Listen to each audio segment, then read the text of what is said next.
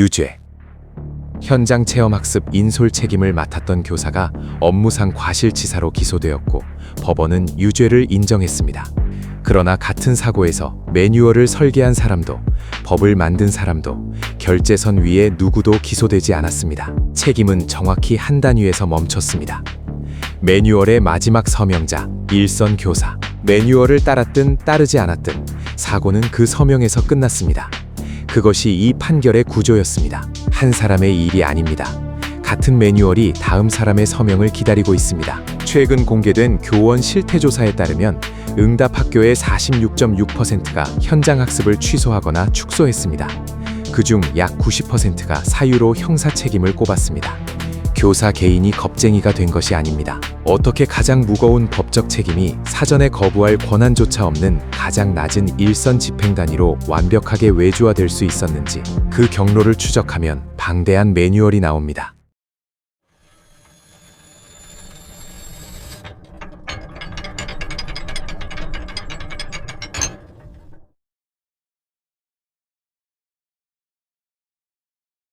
춘천지방법원 2023고단 1158 판결문에 기록된 주의 의무 위반의 내용은 다음과 같습니다.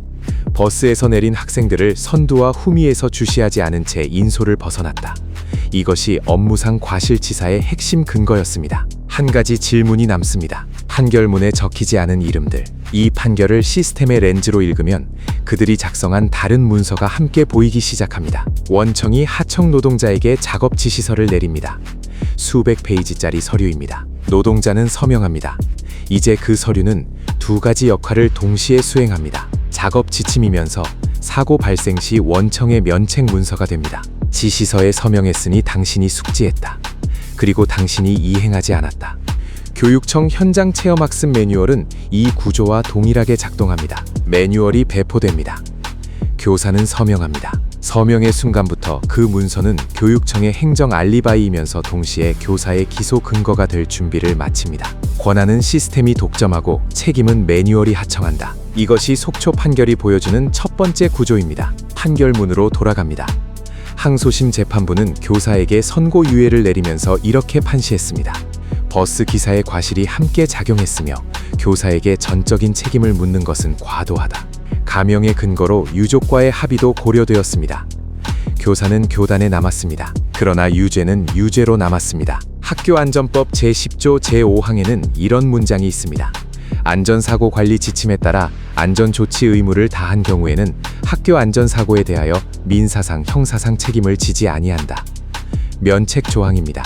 이 조항과 판결문의 유죄 인정을 나란히 놓으면 설명되지 않는 간극이 생깁니다. 지침을 따랐는데 왜 유죄인가? 아니면 지침을 따르지 않았기 때문에 유죄인가? 법원이 인정한 과실은 후자의 방향을 가리킵니다. 그렇다면 그 지침, 즉 매뉴얼은 교사에게 정확히 무엇을 요구하고 있었을까요? 각 시도 교육청이 공시한 현장 체험 학습 매뉴얼의 출발 전 교사 점검 의무 항목은 음주 측정, 타이어 점검, 안전거리 확보 감독을 포함합니다. 항목의 목록은 이것으로 끝나지 않습니다. 이 항목들 중 일부는 사범대 정규 커리큘럼에서 일반적으로 다루지 않는 영역입니다. 이 자리에서 잠시 한 가지만 물어봐야 합니다. 당신의 직장에서 당신의 업무 기술서에 전공 외 전문가 자격이 필요한 항목을 수행하고 서명할 것이라는 조항이 적혀 있다고 상상해 보십시오. 그리고 그 서명이 나중에 당신의 과실을 입증하는 문서로 제출된다면 그것을 안전지침이라고 부를 수 있을까요? 판결문의 과실 인정 문장을 이 지점에서 다시 읽어야 합니다. 법원이 인정한 과실의 구체적 내용, 선두 후미 주시, 인솔 대열 이탈은 모두 인솔 현장에서의 행위였습니다. 그러나 매뉴얼은 그 현장에서 위험이 감지되었을 때 행사를 중단할 절차를 주지 않았습니다. 결재서는 교사의 서명에서 끝났고 판결의 화살도 교사에게 돌아왔습니다. 이 작업 지시서는 두 가지를 동시에 완성합니다. 원청의 면책과 하청의 기소 준비. 그것이 이 서명 구조의 가장 정교한 부분입니다. 매뉴얼은 사고를 예방하기 위해 설계된 것이 아니었습니다.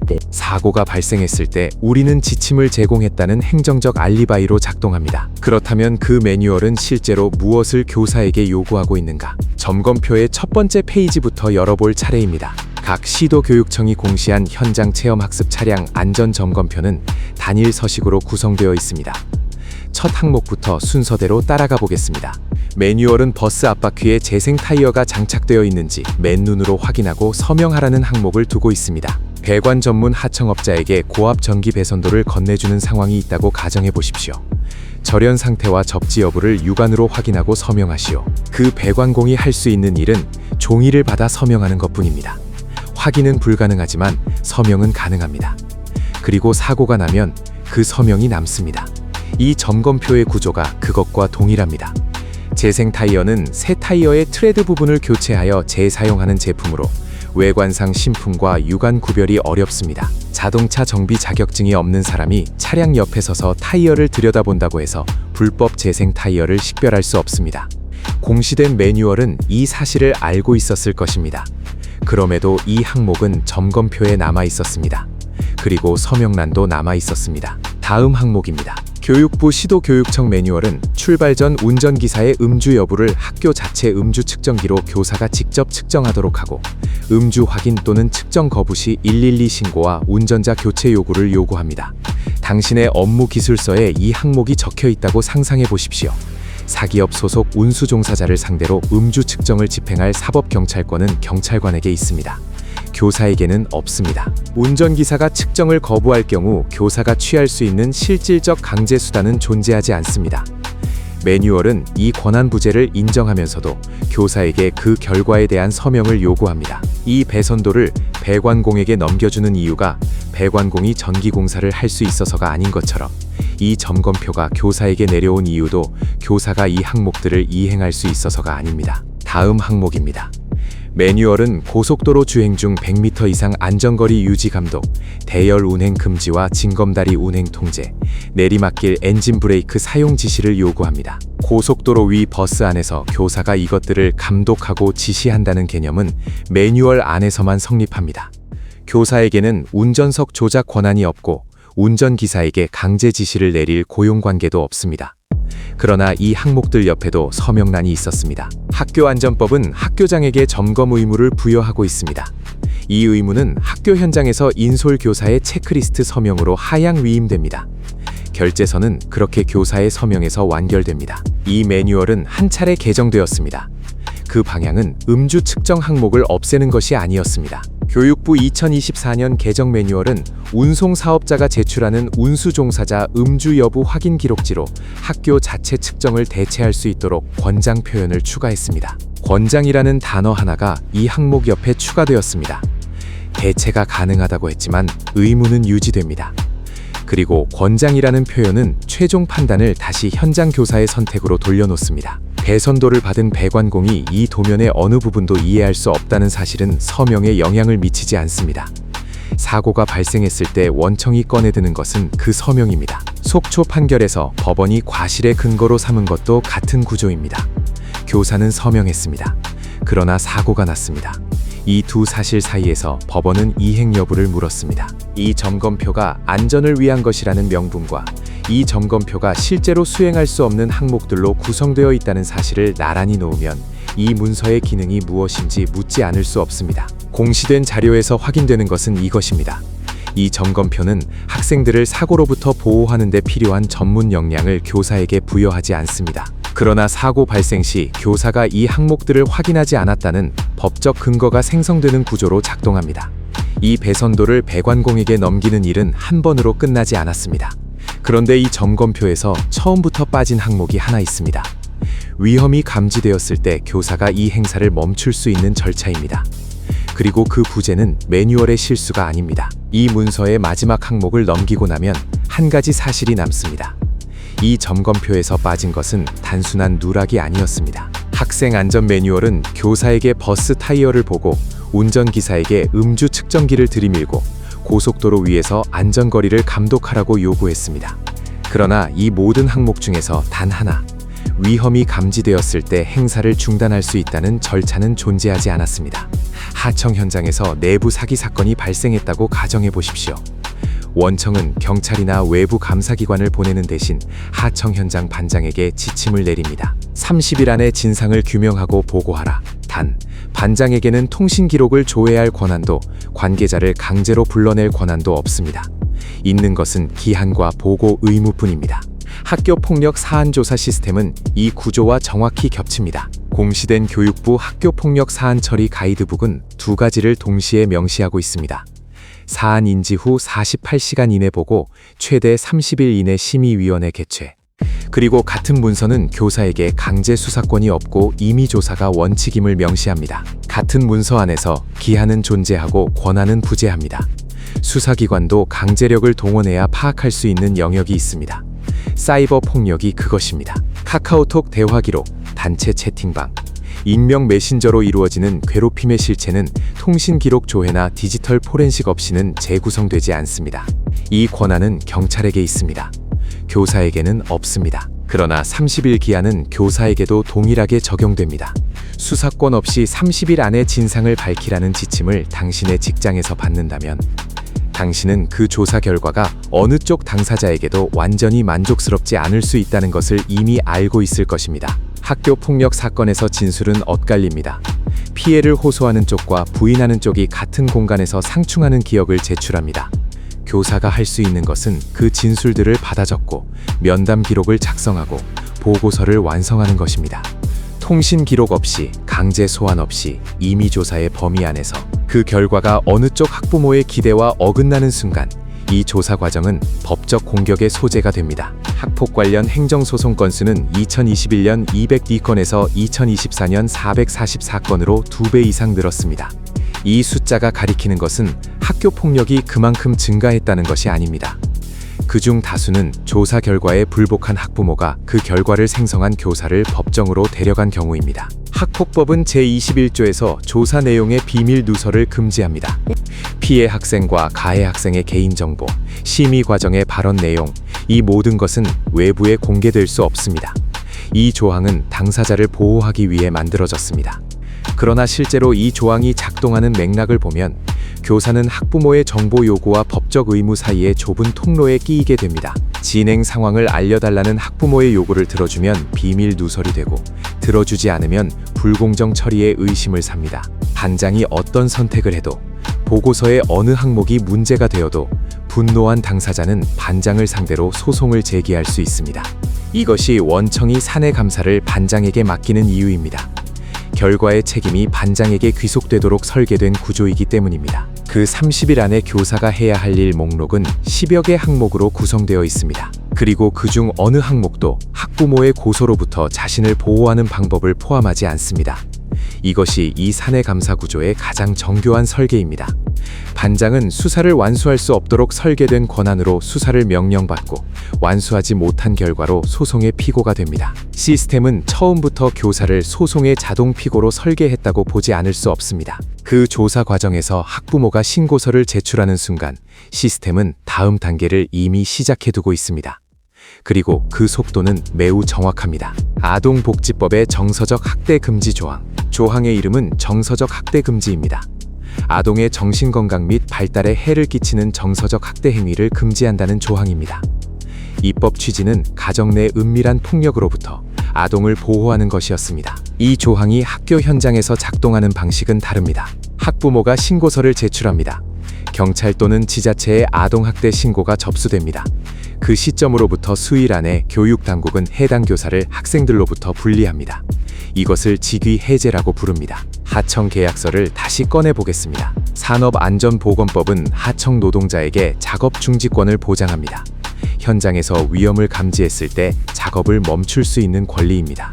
그러나 일부 하청 계약서에서 이 권리는 삭제되어 있습니다.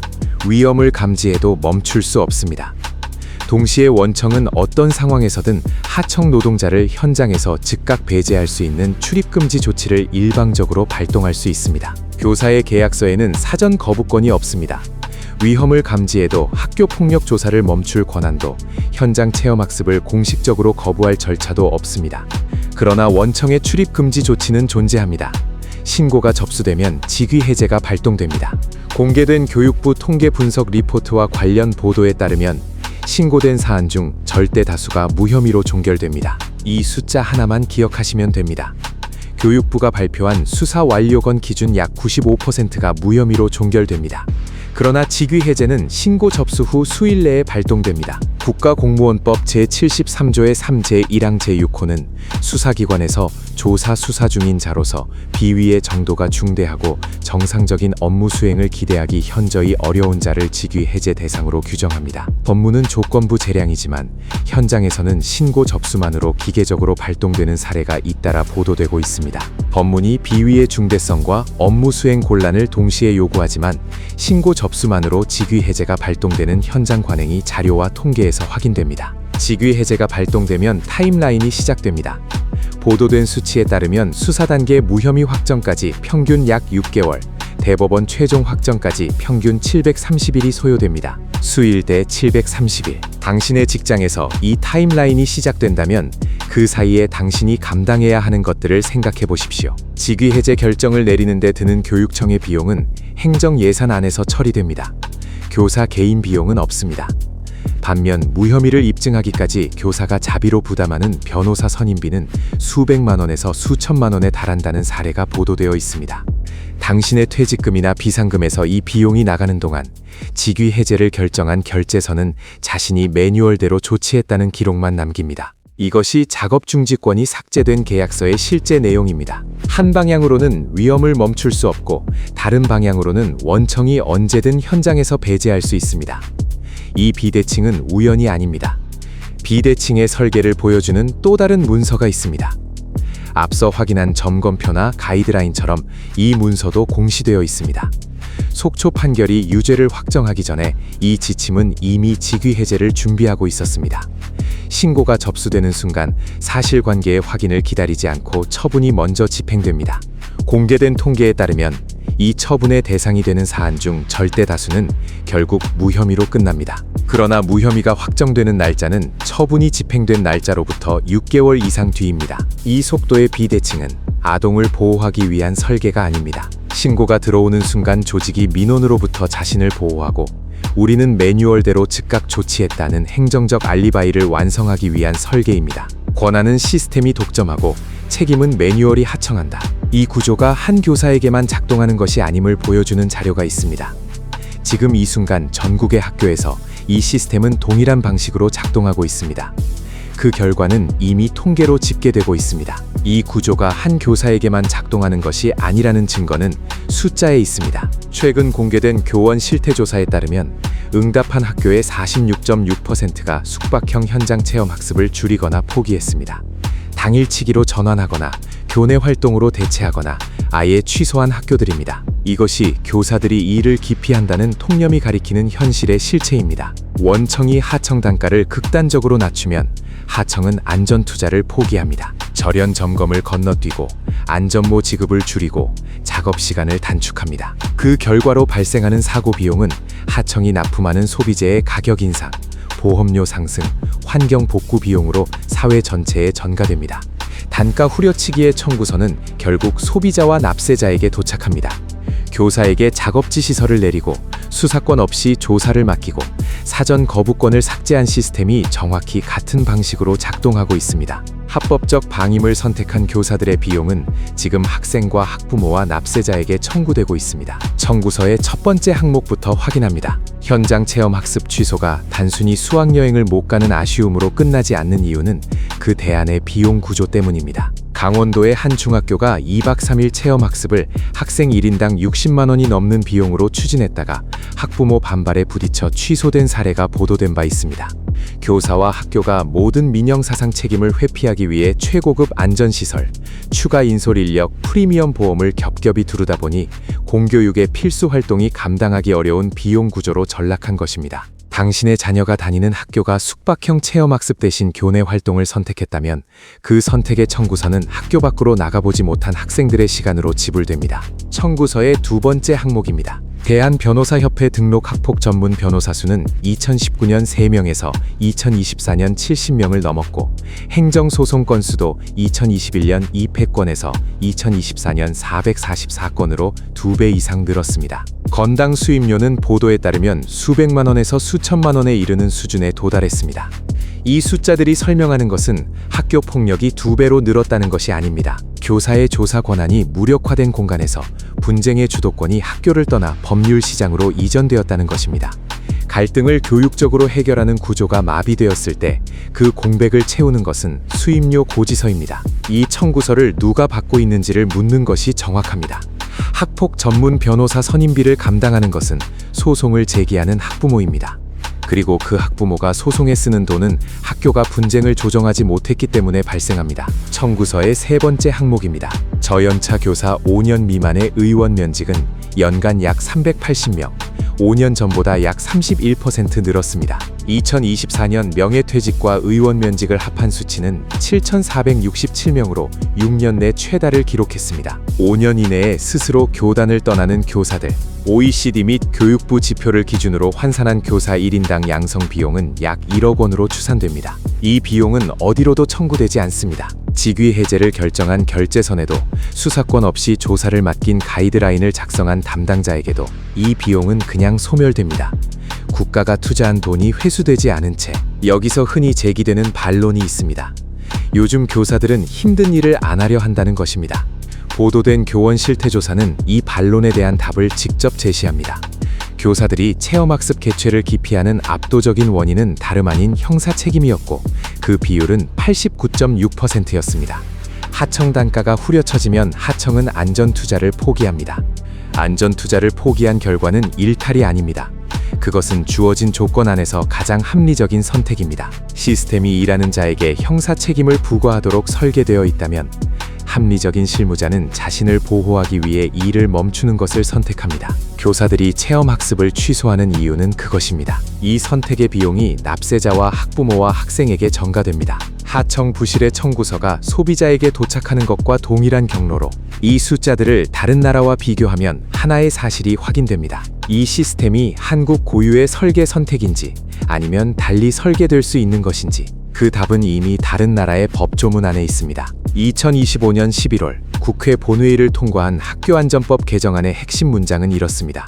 교직원이 안전사고 관리 지침에 따라 안전조치 의무를 다한 경우 민사상 형사상 책임을 지지 아니한다. 이제 괜찮아진 것처럼 보입니다. 그러나 학교안전법 자체는 단서를 두지 않은 대신 중과실 판단권은 여전히 법원에 있습니다. 공무원의 위법 행위 책임을 다룬 국가배상법 제2조 풍항은 중과실에 대해 구상권을 인정하고 법원은 이 법리를 학교안전사고에도 유추 적용해왔습니다. 속초 항소심 판결문으로 돌아가겠습니다.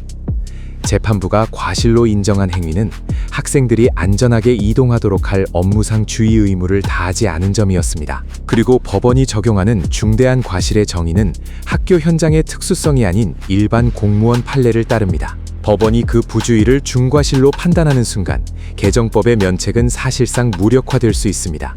그리고 그 판단권은 여전히 법원에 있습니다.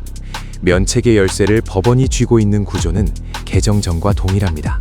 다른 나라는 이 문제를 어떻게 설계했는지를 보면 이 구조가 선택이었음이 확인됩니다. 미국 연방정부는 2001년 폴.D. 커버델 교사보호법을 제정했습니다. 이 법의 설계는 단순합니다. 교사가 질서 유지, 징계, 학생 통제, 교육 환경 유지를 위해 합법적이고 합리적인 조치를 취하는 과정에서 사고가 발생하더라도 그것이 단순 과실에 해당하는 한 교사 개인에게 민형사상 책임을 묻지 않습니다. 예외는 명시적으로 열거된 항목뿐입니다. 중과실, 고의적 또는 범죄적 위법 행위, 무모한 행동, 타인의 권리 안전에 대한 노골적 무관심, 원청이 산재보험을 직접 가입하는 구조입니다. 하청 노동자의 일상적 작업 과정에서 발생하는 위험은 원청이 흡수합니다. 하청 노동자에게 개인 사비로 보험을 들게 한 뒤 사고가 나면 당신이 안전모를 제대로 안 썼다고 기소하지 않습니다. 한국의 개정법은 면책의 조건으로 지침 준수를 요구합니다. 미국의 연방법은 면책의 조건으로 합리적 행동을 요구하고 기준 해석의 자의성을 줄이기 위해 예외 항목을 명시적으로 열거하는 방식을 택했습니다. 그리고 이 법은 약 25년 전에 만들어졌습니다. 영국의 설계는 다른 방향에서 같은 문제를 해결합니다. 영국 교육부가 발행한 합스비의, 즉 교육 방문 시 보건 및 안전 지침에 따르면 현장 학습 중 발생하는 학생 안전에 대한 법적 고용주 책임은 교사 개인이 아니라 지방교육청과 학교이사회에 귀속됩니다. 이것이 원청이 책임을 흡수하는 구조입니다. 동시에 영국 시스템은 모든 학교의 EVC, 즉 교육 방문 조정관을 공식적으로 임명합니다. EVC는 현장 학습의 위험 평가, 외부 업체의 보험 확인, 인솔 교사의 역량 평가를 전담합니다. 원청이 고용한 안전전담 감리인입니다. 일선 교사는 EVC와 교장의 승인을 받은 계획위에서 학생들의 교육 활동 자체에 집중합니다. 이 시스템 안에서 교사에게 재생 타이어를 육안으로 확인하고 서명하라는 작업 지시서는 존재하지 않습니다. 그것을 해야 하는 사람이 따로 있고 그 사람에게 권한도 있기 때문입니다. 두 나라의 원청은 산재 보험을 직접 가입합니다. 한국의 원청은 하청에게 개인 보험을 사게 한 뒤 사고가 나면 법정에 세웁니다. 이것은 달리 설계할 수 없어서 이렇게 된 것이 아닙니다. 이렇게 설계하기로 선택한 것입니다. 이 시스템의 구조적 결함이 어쩔 수 없는 현실이라면 다른 나라들이 약 25년 전에 이미 다른 계약서를 들고 있는 이유가 설명되지 않습니다. 지금 이 자리에서 거시루프로 돌아가겠습니다. 어떻게 가장 무거운 법적 책임이 사전 거부권조차 없는 가장 낮은 일선 집행 단위로 완벽하게 외주화될 수 있었는가? 당신이 이 영상 전체를 통해 확인한 것들이 그 답입니다. 작업 지시서는 서명을 요구했고 사전 거부권은 매뉴얼에서 삭제되었으며 수사권 없는 반장에게 진상 규명이 맡겨졌고 신고가 접수되는 즉시 출입 금지 조치가 발동되었습니다. 그리고 그 모든 설계를 기록한 문서는 공시되어 있었습니다. 권한은 시스템이 독점하고 책임은 매뉴얼이 하청한다. 매뉴얼이 그렇게 쓰였기 때문입니다. 그리고 그 매뉴얼을 쓴 결재서는 법정에 서지 않습니다. 이 구조가 교사만의 문제가 아님을 당신은 이미 알고 있을 것입니다. 수백 페이지의 작업 지시서에 서명한 뒤 사고 결과를 홀로 감당하는 구조, 수사권 없이 진실 규명을 요구받는 구조, 기계적 처분이 먼저 집행되고 입증 책임이 개인에게 남겨지는 구조. 이것은 교단에서만 작동하는 것이 아닙니다. 개정법은 면책을 약속했습니다. 그러나 중과실 판단권은 여전히 법원에 남았고 그 해석은 일반 공무원 판례를 따릅니다. 속초 판결이 인정한 수준의 부주의가 중과실 판단 안으로 끌려 들어올 수 있는 구조는 유지됩니다. 이 매뉴얼 안에서 유죄는 판결의 결과가 아니라 설계의 출발점이었다고 보지 않을 수 없습니다. 원청은 면책서에 서명하고 하청은 법정에 섭니다. 이 계약서는 결함이 아닙니다. 선택입니다. 일부 교사의 부주의가 실제로 존재한다는 사실을 이 영상은 부정하지 않습니다. 아동을 보호해야 한다는 원칙에도 이의를 제기하지 않습니다. 이 영상이 살펴본 문서는 그것이 아니었습니다. 무혐의로 종결되는 사안의 비율이 약 95%에 이른다는 통계, 그리고 그 95%의 처분이 무혐의가 확정되기 6개월 이상 앞서 집행된다는 시간표. 그 두 숫자가 같은 매뉴얼 안에 함께 들어있다는 사실입니다. 이 영상이 살펴본 문서는 한 사람의 죄목이 아니라 한 매뉴얼의 조항이었습니다. 이 매뉴얼의 다음 개정판이 어떻게 작성되는지를 당신이 알고 있다는 사실. 그것이 이 계약서의 첫 번째 재검토가 됩니다. 이 영상이 도움이 될 만한 한 사람에게 이 영상을 공유해 주세요. 한 명이 더 안다는 건 이 시스템을 한 명이 더 지켜본다는 뜻입니다. 그게 이 채널이 다음 영상을 만들 수 있는 가장 큰 힘입니다. 끝까지 봐주셔서 감사합니다.